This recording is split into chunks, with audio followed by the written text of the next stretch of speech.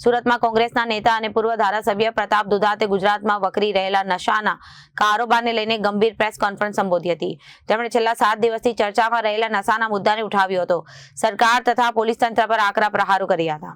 કોંગ્રેસ નેતા પ્રતાપ દુધાતે ગુજરાત પોલીસના સંસ્કારી, સાફ સુથરી અને વિવેકી હોવાના દાવા સામે પ્રશ્નો ઉઠાવ્યા અને કહ્યું હતું કે ગુજરાતના ઝૂમતા ગુજરાત બની ગયું છે અને તેમના મતે દારૂ અને ડ્રગ્સનો મુદ્દો કોઈ એક પક્ષનો નહીં પરંતુ સમગ્ર જનતાનો છે।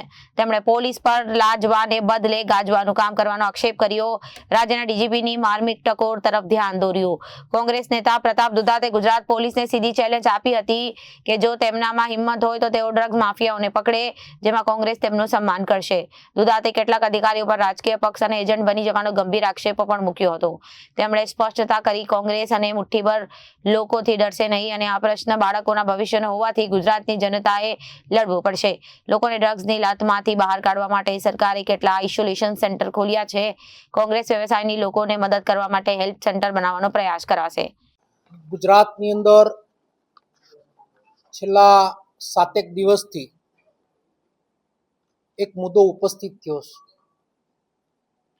મુદ્દો તો આપના મીડિયા મારફત, પત્રકાર મિત્રો મારફત વારંવાર ગુજરાતની જનતા સમક્ષ આવતો રહ્યો છે,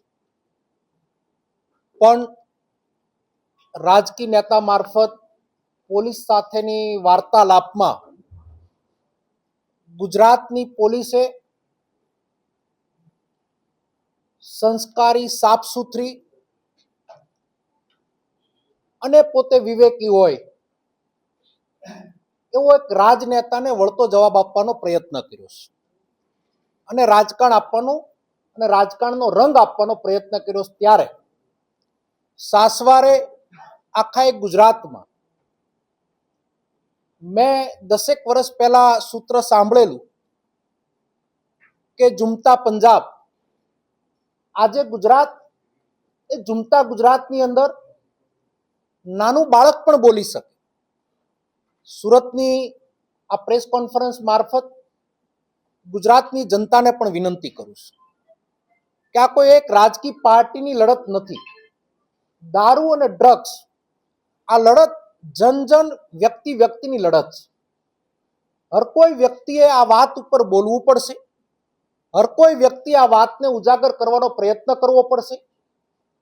બધી પોલીસ પણ ખરાબ હોતી નથી।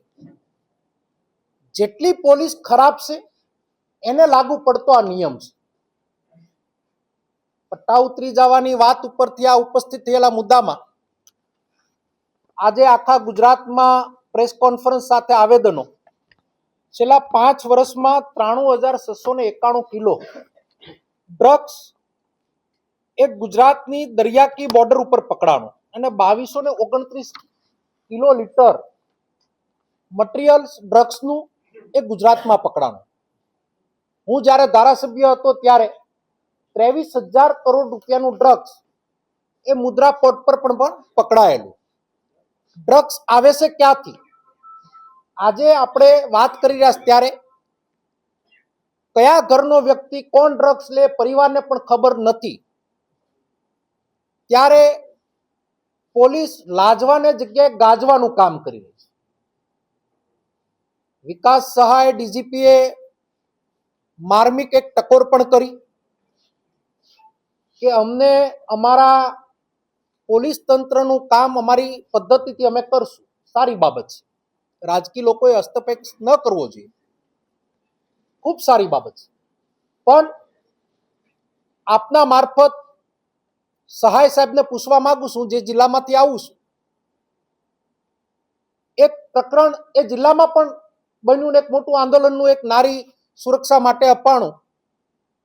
સમીક્ષાની કમિટીઓ બની, ટીમો બનાવીને આપના ટેબલ સુધી પેપરો પણ આપ્યા।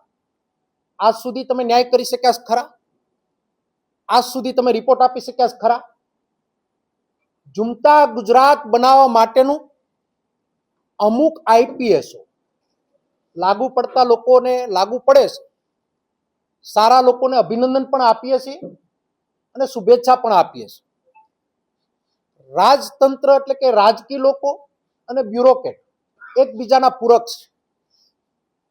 ત્યારે તમે નિર્દોષ કોન્સ્ટેબલ, પીએસઆઈ અને પીઆઈ લોકોના પરિવારને રોડ ઉપર લાવી શું ગુજરાતને સંદેશો આપવા માંગો છો?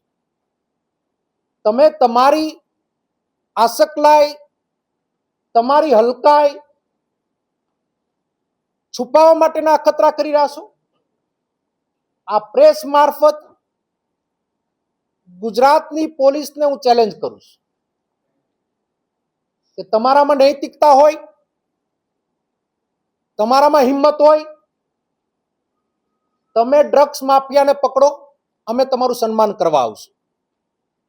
અમારી પાર્ટી તમારું સન્માનિત કરશે. પણ તમે બુટલેગરોને સાવરી રાજકીય ઉપયોગ કરી રહ્યા છો. તમે સત્તાધારી પાર્ટીના અમુક પોલીસવાળા એજન્ટો બની ગયા છો. અમે કોંગ્રેસ વિચારધારાના આગેવાનો અને કોંગ્રેસી કાર્યકર્તાઓ એક જમાનાની અંદર, એટલે કે આ દેશની આઝાદી વખતે જુલ્મ અંગ્રેજોને પણ અમે એના લલકારને સામનો કરીને અહીંયાથી અંગ્રેજોને હટાવ્યા હોય તો તમારે. Reporter Arvind Rathod, Janadesh news, Surat.